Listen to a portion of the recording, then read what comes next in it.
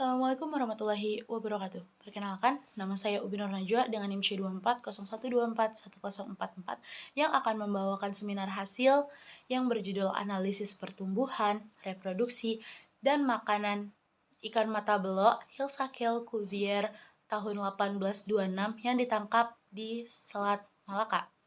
Nah, jadi Indonesia sendiri merupakan salah satu negara kepulauan yang terbesar yang berada di Asia Tenggara, yang memiliki kelimpahan dan sumber daya alam yang besar, baik hayati maupun non-hayatinya.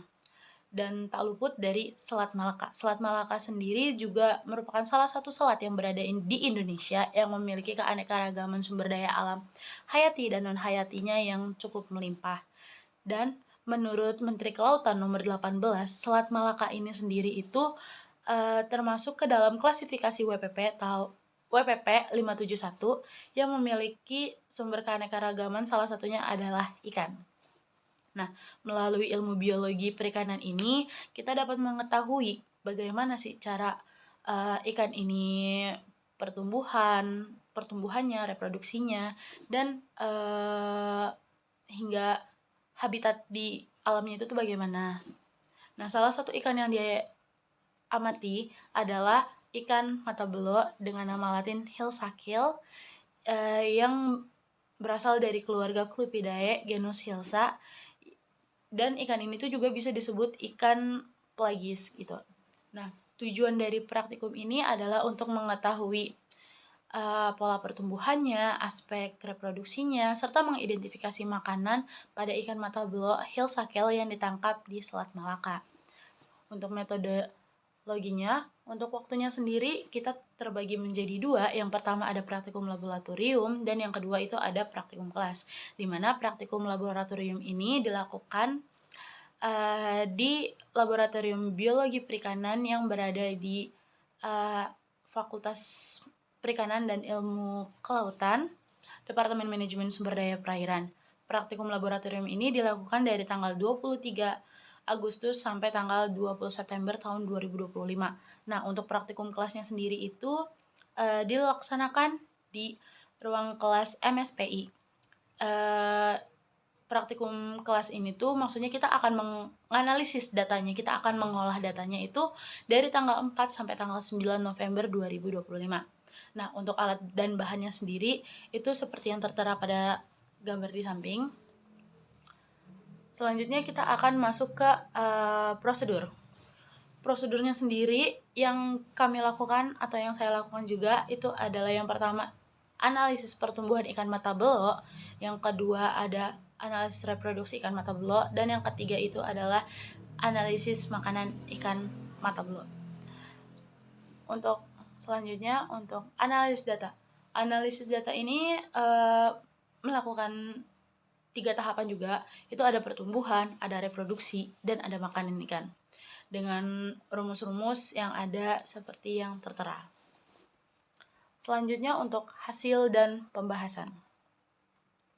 Hasil yang pertama itu ada distribusi frekuensi panjang gabungan, di mana frekuensi panjang gabungan ini terdapat pada selang 130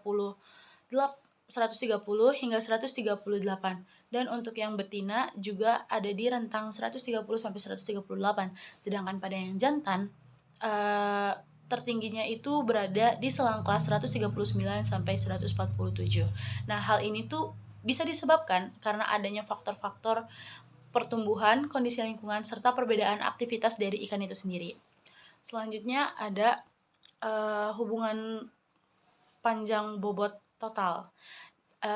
Di sini tuh dapat dilihat kalau dilihat di HPB-nya itu setiap peningkatan panjang sebesar 0,00033 satuan maka akan meningkatkan bobot sebesar 2,3326 dengan koefisien determinasinya itu sebesar 0,6802%. Nah, untuk pada HPB jantan gabungan dan HPB betina juga sama dengan demikian. Selanjutnya untuk pola pertumbuhan. Pola pertumbuhan ikan mata belok ini dia tuh bukan dominan secara keseluruhan adalah alometrik negatif. Dan untuk tabel hubungan panjang bobotnya itu sendiri berkisaran rentang antara 0,115 sampai 0,8388. Artinya, panjang hubungan antara panjang dan bobot ini cukup kuat. Selanjutnya ada faktor kondisi. Faktor kondisi total gabungannya ini sempat mengalami fluktuasi pada bulan Juli. Tapi selebihnya itu mengalami penurunannya itu tidak terlalu jauh, kemudian akan meningkatkan lagi pada bulan September.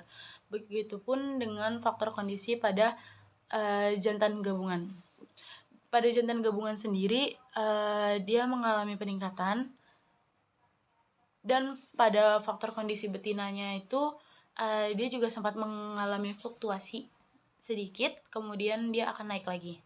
Nah, selanjutnya untuk proporsi kelamin. Proporsi kelamin ini dapat dilihat pada tabel bahwa ikan ini itu tidak seimbang.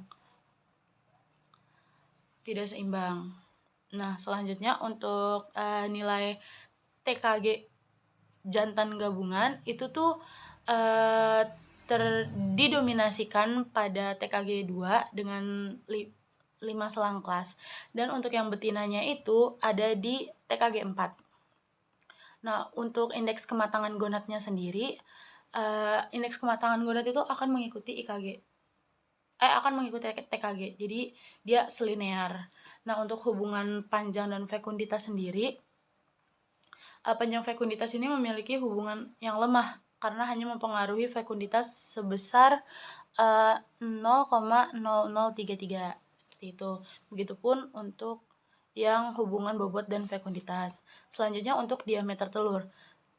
Dari diameter telur ini kita dapat mengetahui bahwa ikan ini memiliki tipe pemijahan total spawner karena hanya memiliki satu titik puncak, yaitu berada di selang kelas 0,25 sampai 0,31. Nah, selanjutnya untuk IP total. IP totalnya sendiri itu ada makanan utamanya ada Rhizolosenia.